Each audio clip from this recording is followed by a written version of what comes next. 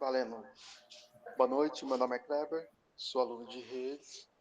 Hoje estaremos ensinando o curso Manutenção e Montagem de Computador. Essa é a primeira aula. Nessa primeira aula a gente vai falar dos gabinetes, certo? Uhum. Então vamos lá. O gabinete é uma caixa de metálica que abriga PC, e essa caixa metálica pode ter vários formatos. O sentido mais usuais, o desktop e o monitor. O desktop é a placa-mãe instalada, deitada horizontalmente à mesa onde o gabinete será apoiado, enquanto, enquanto que o monitor, a placa-mãe, é instalada em pé. Dá para ver na figura aqui, que vocês estão vendo aqui, o gabinete monitor. É um gabinete pequeno. Né? Ele será apoiado enquanto o monitor da placa-mãe é instalado em pé. Como falei, perpendicularmente à mesa onde o gabinete será apoiado. Isso quer dizer que você vai colocar o gabinete na mesa para instalar a placa-mãe. Com o modelo mais vendido, o gabinete Minitor, iremos utilizar esse modelo de gabinete para nossas explicações. Então vamos lá. Muitos leigos chamam de gabinete de micro, né? Não, mas é CPU. CPU é sigla Central Processing Unit, a unidade central de processamento.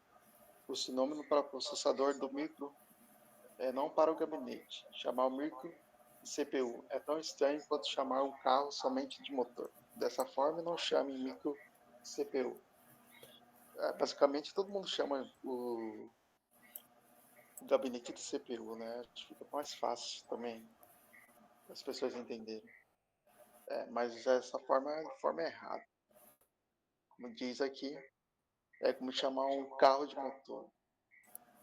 Né? Então vamos lá, continuando. Independente se o gabinete é um desktop ou monitor, internamente ele deverá ter espaço para alocar corretamente uma placa-mãe. Acontece que existem basicamente dois formatos da placa-mãe no mercado, o AT e o ATX. Dessa forma, você deverá escolher um gabinete de acordo com a placa-mãe que você pretende comprar. Nesse caso aqui é esse gabinete aqui, dessa forma aqui. Existem dois tipos, o AT e o ATX, como está falando aqui. Mais para frente a gente vai estar mostrando os gabinetes. Se você for comprar uma placa-mãe com layout AT, deverá escolher um gabinete AT. Aí está falando aqui, você deve escolher um gabinete igual à placa-mãe. Já você for comprar uma placa-mãe com layout TX, obviamente você deve escolher um gabinete igual ao TX. Caso isso não seja respeitado, você não conseguirá montar seu micro. Né? Atualmente, todas as placas-mães encontradas no mercado utilizam a ATX. O layout AT é mais usado com as placas-mães antigas. Na próxima lição, explicaremos melhor a diferença física existente entre os dois formatos da placa-mãe. Certo. Dentro do gabinete vem a fonte de alimentação, que é classificada com sua potência de watts. Nesse caso aqui, as fontes variam de 250 volts a 300 ou 350, né? Certo? A fonte de alimentação é usada pelo gabinete AT. É diferente usada pelo gabinete ATX. Com isso, fica mais fácil identificar um gabinete AT ou ATX, apenas olhando um plug inexistente na fonte da alimentação. Essa fonte aqui da alimentação. Como dá para ver aqui, os plugs são usados com fonte de alimentação AT. Nesse caso aqui é uma fonte de alimentação AT. Essa plug aqui é usada por fontes de alimentação TX. É mais moderna, né? Porque ela vem grudada em uma ou outra. Essa daqui ela vem separada do AT. Então, continuando, as placas-mães para o processador de Pentium 4 é normalmente utilizada do tipo fonte de alimentação, chamado ATX de 12 volts. Esse tipo de alimentação, além do plug ATX, é convencional, que apresentamos. Tem dois plugs adicionais que mostramos na próxima figura. Isso significa que se você estiver montando um micro baseado num processador Pentium 4, possivelmente terá que comprar um gabinete fonte ATX 12 volts. Isso que acontece nos PCs de agora. São suprimentos de os PCs mais modernos. Vamos lá. Dissemos possivelmente porque existe algumas placas-mães para Pentium 4. Não necessariamente a fonte de alimentação ATX de 12 volts utiliza uma fonte ATX convencional, principalmente as mais baratas. Por outro lado, a placa-mãe do desempenho de outros processadores, como o Atom XP e o Atom MP, podem eventualmente necessitar de uma fonte de alimentação ATX 12 volts. Nesse caso aqui, os processadores Atom XP e Atom MP, eles precisam necessariamente de uma fonte de alimentação ATX 2 volts, certo? Que são esses plugs adicionais usados na fonte de alimentação. Por isso, você deve estar atento ao tipo de fonte de alimentações de placa-mãe que você escolheu, precisa para então comprar um gabinete. Como a fonte de alimentação ATX 12 volts é mais cara, o micro montado, uma placa-mãe que utiliza uma fonte de alimentação ATX, é convencional e terá preços mais em conta, certo? Mais barato. E são três da placa-mãe. Agora nós falamos do gabinete, agora vamos falar da placa-mãe. A placa-mãe são conectados praticamente todos os componentes de um micro, principalmente o processador, a memória RAM, o disco rígido e a placa de vídeo. E com isso você deve comprar uma placa-mãe de acordo com o processador que você pretende usar em seu micro e o tipo de memória ser instalado, ou seja, a placa-mãe ser adquirida deverá ser compatível com o processador, com a memória RAM que você pretende comprar. A placa-mãe tem que ter o mesmo modelo do seu processador. Se não for compatível, ela pode até queimar, certo? Em relação ao disco rígido, a placa-mãe deve suportar a mesma tecnologia do disco rígido, para que ela possa obter seu desempenho máximo. Os discos rígidos são classificados de acordo com a taxa de transferência máxima que conseguem atingir, que é o PI04, 16 MB, o DMA, que é o 33 MB, o DMA, que é 66 MB, e o DMA, que é os 100 MB, ou o DMA, que é os 133 MB. Se você instalar um disco rígido, DMA 100 MB, uma placa-mãe que trabalha somente até o DMA 66, seu disco rígido só atingirá a taxa de transferência de 6 MB, embora ele possa trabalhar até 100 MB. Ele está falando aqui que se você comprar um de 100, mas suportar até 66 megabytes, ele não pode trabalhar 100 megabytes, só trabalhar só 60 megabytes, certo? Nesse caso específico da disco rígido, o DMA também é chamado de ATA, né? Que é aquele pequeno HD chamado ATA, que é que agora modernizando agora hoje em dia. Assim, o DMA 133 e ATA 133 são sinônimos, quer dizer que são iguais. A placa-mãe pode ser ainda alguns periféricos já embutidos nela, como a placa de vídeo, a placa de som e o modem. Os periféricos embutidos são chamados de on-board.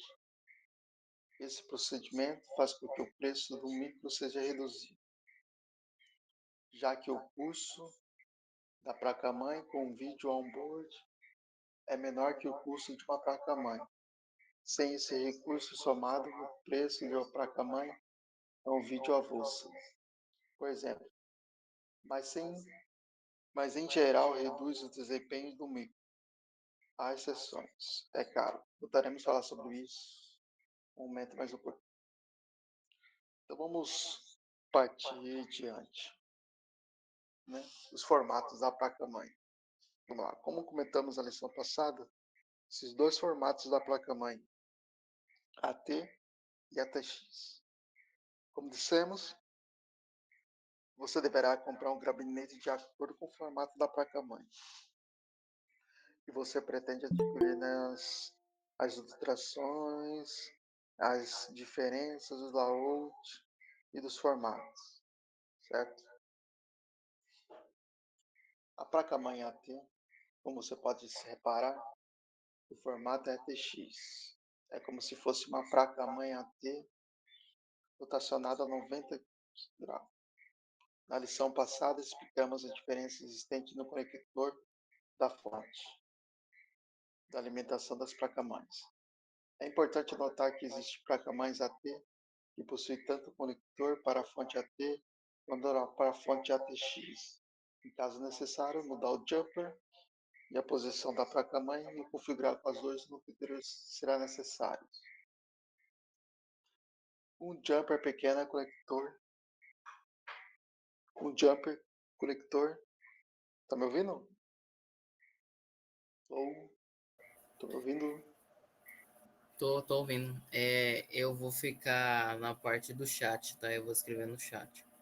Aí quando você estiver Certo. falando, é, isso, pra não ficar o eco e não ficar barulho, entendeu? Aí você só fala. Assim. Beleza. Orlando entrou. Quem que é Orlando? Ah, é um colega meu que faz com ele o projeto. Mandei pra ele também. Assim. Estão vendo aí o. Pode dar segmento. Bem, Dá segmento. assim. Vamos lá. A placa-mãe que eu estava falando. Como você pode reparar, formato ATX, como se fosse uma placa-mãe AT, rotacionada a 90 graus. Na lição passada, explicaremos a diferença existente no conector da fonte de alimentação dessas placas-mães. É que a gente estava explicando as fontes. É importante notar que existe placa-mãe AT, possui tanto conector para a fonte AT quanto para a fonte ATX. Em alguns casos é necessário mudar o jumper de posição da placa-mãe e configurar qual dos dois conectores será usado. Um jumper pequeno conector que funciona com uma minúscula chave. Isso significa que a placa-mãe com essa característica pode ser instalada no gabinete quanto nos gabinetes TX. Existem outros formatos de placa-mãe no mercado, como LPX, NLX e TX. Mas esses formatos são voltados a micros, que já vem montado de fábrica, ou aplicação específica, como por exemplo computadores industriais ou micros ultracompactos. Nesse livro estaremos abordando somente micros que você mesmo pode montar usando peças disponíveis em qualquer loja especializada. Vamos lá. Daqui é o modelo de placa-mãe. Dá para ver aí bem. Daqui os conectores periféricos. Aqui é o socket, onde vai o processador. Aqui é onde vai a memória RAM. Conector principal da fonte de alimentação. Aqui é onde vai a fonte de alimentação. O conector auxiliar de 3 watts, 5 watts. Aquele conectorzinho pequeno que vai da fonte aqui, certo? E aqui é o slot do PCI. Aqui é onde vai a placa de vídeo.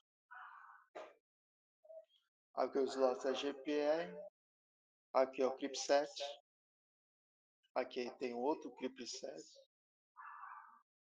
Certo? Isso daqui é uma placa-mãe ATX. É desse formato aqui.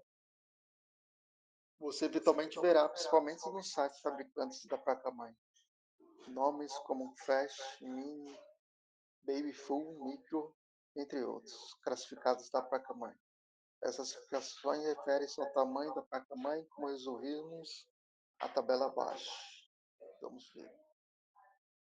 Componentes básicos. Na próxima figura, você visualiza os componentes básicos ou uma placa-mãe possui. Em seguida, iremos escrever detalhes de tudo aquilo que você precisa saber sobre uma placa-mãe, para que você seja capaz de montar um microcomputador. Aqui é uma placa-mãe básica, certo? Aqui é a mesma coisa do que já vimos lá em cima, certo? Mas aqui é o menor. Um socket de processador, conector de fonte de alimentação. Aqui o conector é bem maior. Aqui é um jump de configuração, é um socket de memória. Aqui também é um gerador de lock. Aqui é uma bateria, aquela pastilha pequena. Aqui são as portas IDE, aqui onde vai a memória RAM. Né? Aqui o clip set, aqui os slots PCI. Então, vamos continuar. Os componentes básicos da placa-mãe. Periféricos entregarem o onboard. Certo? Então vamos falar do conteúdo dos periféricos integrados ao onboard. As placas-mães hoje em dia possuem alguns periféricos integrados, tendo obrigatoriamente pelo menos os seguintes componentes. Vamos lá. Uma controladora de unidade de disquete, um conectador para frente cable de 34 pinos, duas portas ID, conector de fat cable de 40 pinos, uma porta paralela de conector Family de 25 pinos, duas portas seriais de 25 pinos, uma porta USB, um conector de mouse PC2, um conector para teclado. Os conectores para fit cable são fáceis de serem identificados. Como você pode observar, a placa-mãe no tópico passado, componentes básicos. Esse tipo de conector é usado na ligação da placa-mãe, componentes internos no micro.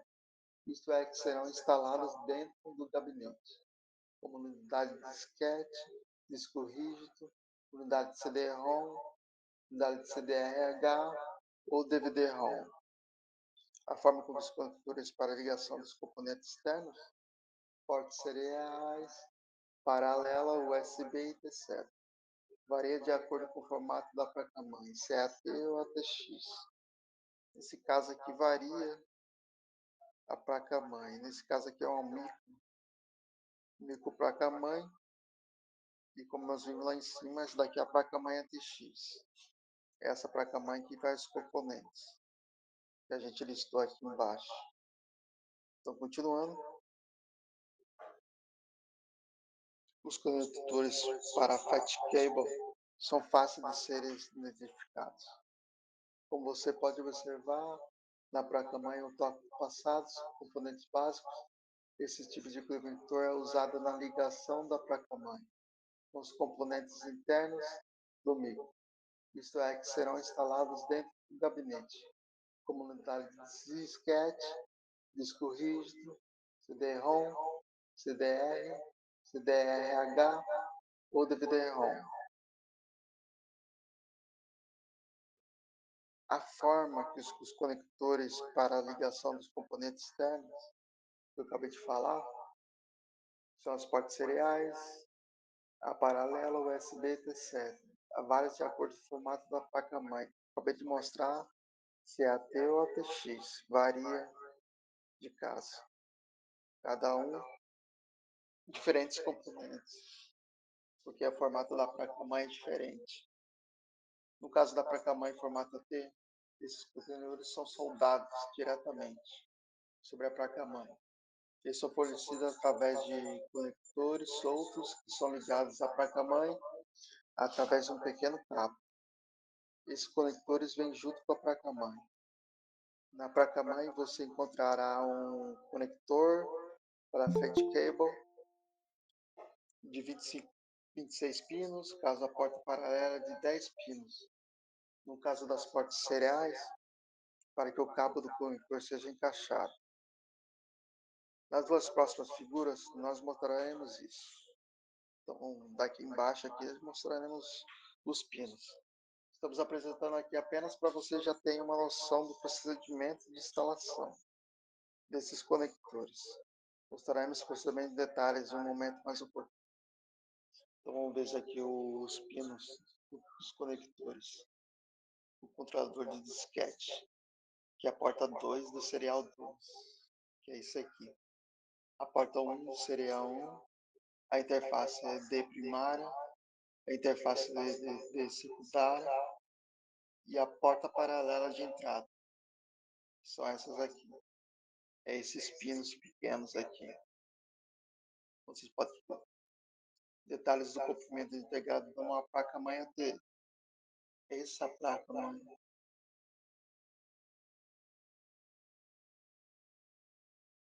Então vamos continuar. O que é outro componente embutido on-board de uma placa-mãe tiver? O sistema de plugins será similar, por exemplo, caso a placa-mãe tenha a porta USB e a porta mouse PC2, o vídeo, áudio, a rede, não importa. Haverá um plugin correspondente a ser chamado na placa-mãe. O sistema similar apresentado na figura anterior, na lição 1, que acabamos de ver. Na unidade 3, monitoremos os detalhes do procedimento de instalação desse tipo de plugin. Aqui que você pode ver que é um detalhe da ligação de conectores de portas seriais para uma placa-mãe AT. Vocês podem ver. Já no caso da placa-mãe ATX, a porta serial paralela, USB e mouse PC, PCS/2 já vem soldado diretamente sobre a placa-mãe. Então já vem embutida na placa-mãe. Resumindo, mesmo ocorre no caso da placa-mãe mais componentes integrados. Por exemplo, se a placa-mãe tiver um vídeo on-board, o conector do vídeo será soldado diretamente à placa-mãe, na área reservada dos plugins, dos dispositivos integrados, como a gente vai ver na próxima figura. Aproveitamos para mostrar isso, apresentando plugins da placa-mãe, áudio on-board, a placa de som embutida diretamente sobre a placa-mãe. É claro que esse recurso é opcional e, portanto, você não encontrará em todas as placas-mães. Esses aqui são os antigos, né? Em detalhes do conector da placa-mãe ADX. Já não é mais assim desse jeito. Daqui é o conector da internet. Daqui são os conectores do teclado, mouse. Aqui são os conectores do áudio, do fone também. E aqui são os conectores do vídeo, que vai direto para o seu monitor. E aqui também pode ser o conector da placa de vídeo também. Certo? Daqui é o detalhe da placa-mãe ATX. Eventualmente, as placas-mãe ATX também podem ser usar os sistemas de plug, similar à placa da mãe AT. Isso ocorre sobretudo nas portas USB. Tradicionalmente, as placas-mães ATX vêm de duas portas, USB já soldadas sobre ela. Acontece que muitas placas-mãe têm mais portas USB, 6 por exemplo, para ter acesso às portas adicionais. É necessário instalar o plug-mãe e simular o que ocorre na placa-mãe AT em relação aos seus periféricos integrados. Se a placa-mãe ATX for construída seguindo as especificações de hardware sugerida pela Microsoft, os conectores periféricos integrados serão coloridos. Ele está dizendo aqui que os periféricos da placa-mãe da Microsoft ela será colorida. certo? Os conectores periféricos integrados serão coloridos, de forma a facilitar a identificação dos conectores por parte dos usuários leigos. Vamos ver agora na tabela abaixo. Né? Somente os fabricantes da placa-mãe podem colocar opcionalmente em seus modelos, no topo de linha, recursos adicionais, com maior número de portas, ID, por exemplo, 4 portas ID em vez de 2, como é normal, sendo dessas portas extras geralmente controladas com um chip. Um maior número de portas USB de desempenho superior ou portas do tipo firewall, que é o tipo dela, né, que é esse tipo aqui. O tipo de porta de conexão de dispositivo externo de alto desempenho. A quantidade de opção que depende exclusivamente do fabricante infinitamente e, portanto, é possível para listarmos exatamente todos os recursos extras que você poderá eventualmente encontrar no mercado, certo? Além dos periféricos básicos, alguns fabricantes colocam também no outros periféricos integrados, a própria placa-mãe, como placa de vídeo, placa de som, modem, a placa de rede, e esse tipo de procedimento visa tomar um micro mais barato, pois o micro tem uma placa-mãe on-board, um vídeo on-board, não precisa de uma placa de vídeo, é avulsa, por exemplo. Ela já vem integrada já na placa-mãe. Nesse caso, ela é uma placa pequena de on-board. Aí você não precisa estar comprando uma placa de vídeo. Ela já vem integrada ao uma placa-mãe. A qualidade desses componentes, quando integrados à placa-mãe, depende de qual método foi usado para tornar o dispositivo on-board, usado em um circuito à parte, responsável pelo dispositivo on-board ou não. Para que você tenha uma ideia mais clara, observe a placa-mãe com um vídeo on-board. Vamos ver na próxima figura. Nelas encontramos um circuito à parte, responsável pela geração de vídeo. Os circuitos da memória de vídeo. Significa que essa placa-mãe tem um circuito à parte para controlar o vídeo. Com isso, o desempenho dessa placa-mãe, em princípio, é idêntico ao de uma placa-mãe similar, sem vídeo. On-board, com uma placa de vídeo que usa o mesmo circuito controlador de vídeo, é a mesma quantidade de memória de vídeo presente na placa-mãe. No exemplo dado, isso significa que o vídeo dessa placa-mãe tem exatamente o mesmo desempenho que uma placa-mãe comercial equipada com chip 6 de 63 e 26. Vamos verificar aqui a placa board. Vou mostrar agora. Aqui é o processador de vídeo. É tipo uma pastilha pequena. Daqui a porta do processador. Essa daqui. E daqui é a memória de vídeo. Essa daqui pequena. A placa-mãe com vídeo on-board utilizada processador de vídeo, memória de vídeo separada. Cada aqui ela é usada separadamente. Ela é locada de uma outra forma. Mas o circuito CIS é usado apenas como um exemplo só. No caso, o vídeo on-board, utilizada essa técnica, pode utilizar qualquer processador de vídeo disponível comercialmente, como a TI, Range e o NetVideo. Apenas para citar mais dois exemplos. Vamos lá, vamos voltar. A outra maneira, se alguém tiver uma pergunta aí, uma pergunta relacionada ao conteúdo, só fazer. Liga o microfone aí e mande a pergunta. Outra maneira de construir o dispositivo on-board, embutido no chipset da placa-mãe, a função pretendida, no caso do vídeo, não verá ser incluída a parte da memória de vídeo. E com isso, obrigatoriamente, parte da memória RAM do micro será usada como memória de vídeo. E por esse motivo que micros onde o vídeo on-board é construído com essa tecnologia, reportam no Windows. O que há menos na memória do que realmente existe instalada na placa-mãe, por exemplo, e um micro com 32 megabytes de memória RAM. Se você configurar 4 megabytes RAM para o vídeo, o micro só terá disponível 28 megabytes de RAM.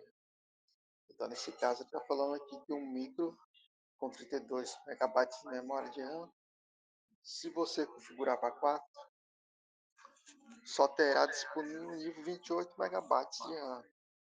Então, nesse caso, ele vai alocar pouca memória RAM.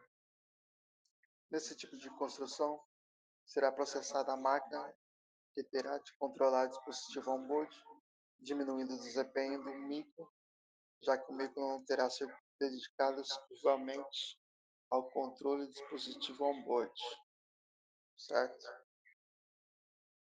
E as placas mais baratas disponíveis on-board utilizam esse segundo método para a construção de seus circuitos on-board, já que o método não necessita de circuitos extras e com isso o preço da placa-mãe fica bem mais em conta, como é do micro como um todo.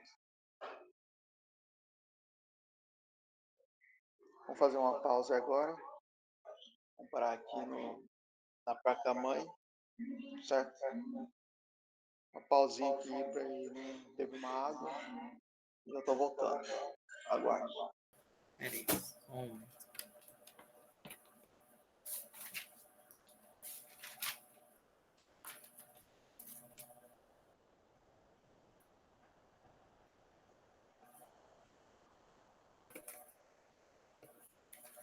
é 50, pô, tipo assim, ficou certinho de 1 hora.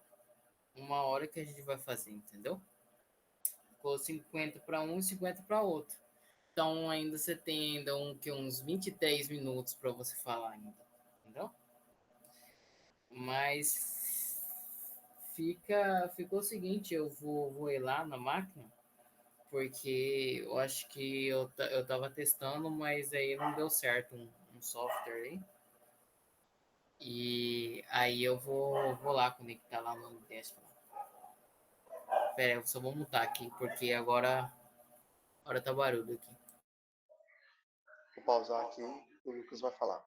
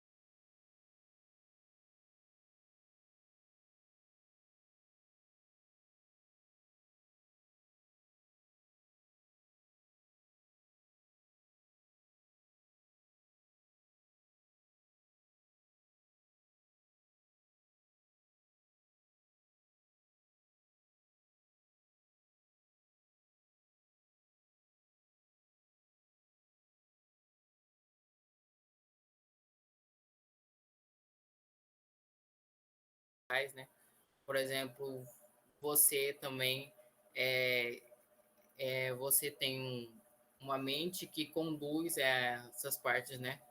De gerenciamento de tarefa faz parte o processador. O processador é aquele que gerencia tarefas. Aqui eu estou mostrando a configuração da minha máquina, que eu já mostrei aqui para vocês. Estou mostrando novamente aqui, ó. Aqui, ó, tô com outros aplicativos abertos aqui, ó. Aqui já tá pegando 5.9 de memória RAM. Esse computador era 4 GB. Foi passado por uma memória RAM, né? Eu vou falar sobre também frequências de memória RAM, para vocês saberem, né? Quantos que tá, né? Para montar um setup de vocês. Aqui eu falei sobre memória não volátil, né? Que ela mantém os dados. E coloquei alguns exemplos, né? HD, SSD, pendrive, ROM, BIOS, aí armazena sistema operacional e arquivos permanentes, que é a BIOS e o próprio setup, que é considerado hoje em dia BIOS, que muitos falam sobre o setup, que é a configuração da máquina. Memória RAM, eu coloquei aqui memória RAM, né? Mas pode ser cartão, né? Cartão de micro SD, aquele cartãozinho de memória, né? Ele não perde os dados quando o computador desliga. O HD em si, o SSD em si, ele já perde, né? Pelo fato de ele não ter disco, né? A gente tem que ter cuidado com o superaquecimento, né? Mas hoje em dia as indústrias já estão trabalhando nessa eficiência energética dos processadores, né? Tá. Memória RAM. Armazena os dados temporários. Quanto mais RAM, mais programas abertos. Muito rápida, porém volátil. É a mesma coisa, ela trabalha na mesma função quase do SSD, né? O SSD é um disco rápido. Já o HD é um disco mais lento, né? A frequência da memória. Velocidades de RAM, né? Exemplos: 2.400, 3.200, 4.800, 6.000 MHz, né? Aqui eu vou falar sobre um pouquinho da geração, né, DDR, que é DDR1, que é de 200 a 400 MHz. Quanto mais MHz, mais rápido é, tá, pessoal? Vamos falar sobre placa de vídeo. Ela gera processos de imagens e pode ser integrada, né, integrada no processador ou dedicada. Dedicada é a parte, né? Integrada já vem no processador.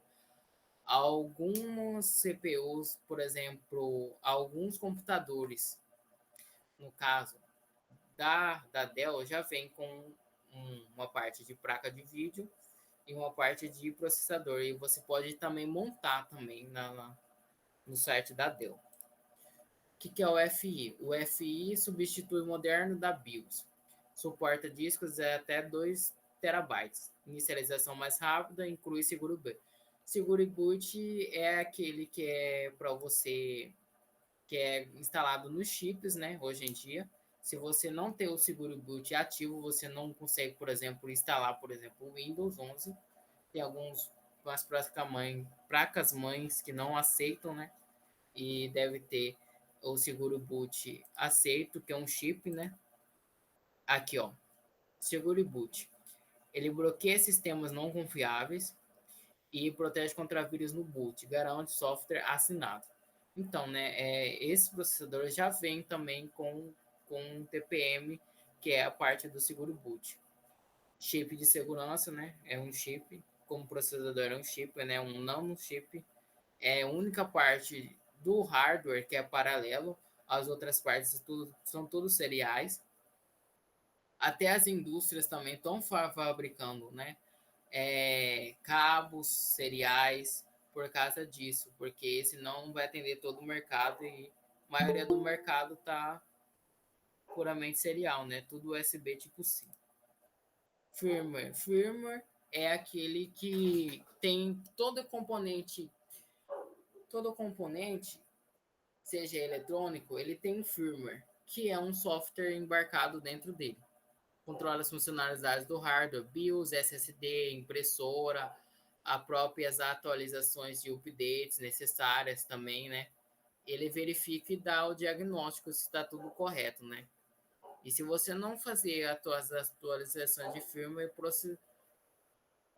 você pode acontecer de você ficar sem o seu equipamento ou o seu equipamento não configurar de forma correta, ele ficar sem ter a execução de diagnósticos, né? A BIOS, ela é a parte que inicializa o sistema, define a ordem. Por exemplo, em todo computador tem essa parte de BIOS, né? Aí, para você também entrar na BIOS, aí como são diferentes marcas, né? Provavelmente pode ser F2, F12, depende muito do modelo do seu hardware aí, né? Do seu computador. O que é PXE? PXE é o boot pela rede. PXE é aquele que boot pela rede, né? Tem que ser pela rede ele. Ele instala remotamente, sistemas remotamente, cronomáquinas, usados em empresas e escolas. Por exemplo, uma prefeitura da vida, por exemplo, uma marcha da vida. São sistemas, né, que você pode aí tá instalando e aí tem as configurações do boot pela rede, se é IPv4 ou IPv6, né? E aí que tá, né? Aí você tem que dar o boot pela máquina e aí ele vai entrar na própria configuração do servidor, né? Se for ligado a um servidor, ele está instalado a imagem, você dá o boot pelo computador, né? Pode ser F1, F2, F10, F12, varia de computador para computador.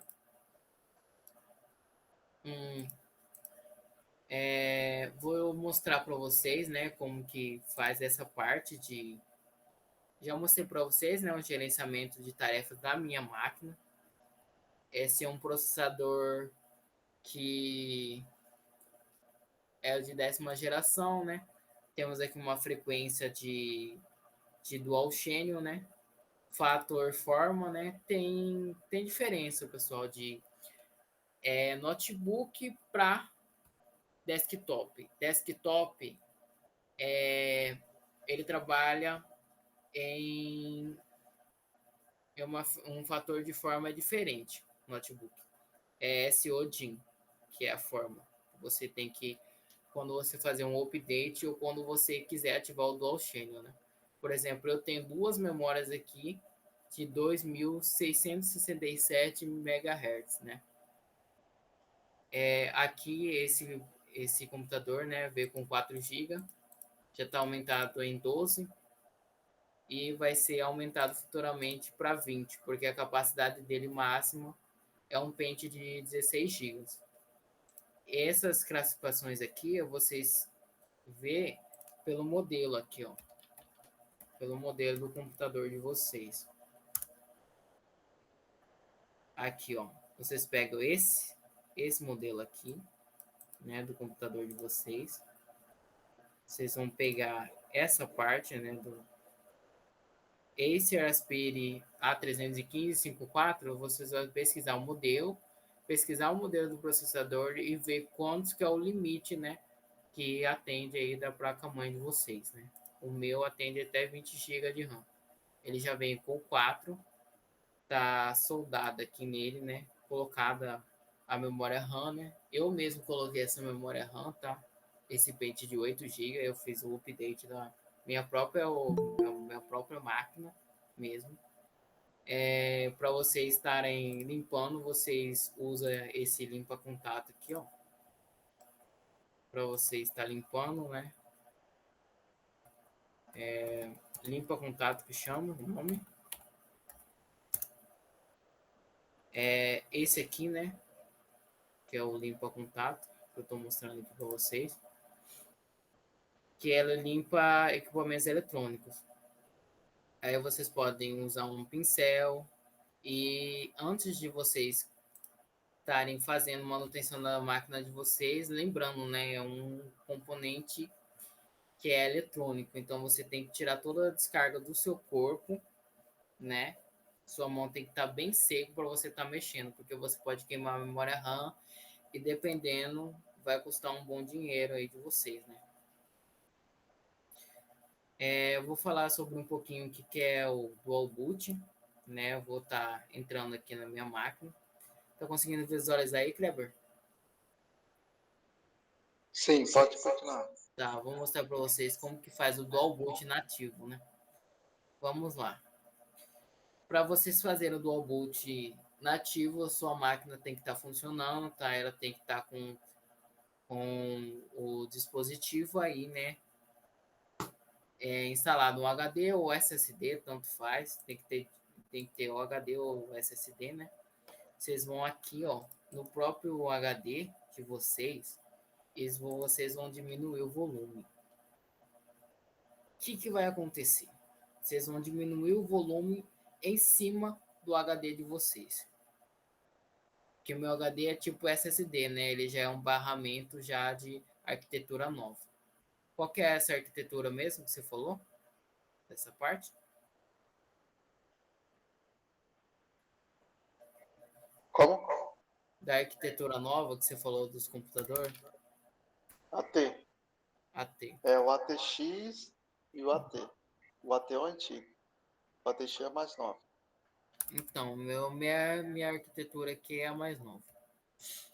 Então, aqui eu vou mostrar aqui para vocês, né? Mas nesse caso é da placa-mãe. Isso, Você está arquitetura mostrando o nova. som. Aqui, né, eu vou dar só um exemplo para vocês, né? Não tenho espaço para instalar outro sistema operacional porque estou sem espaço na minha máquina.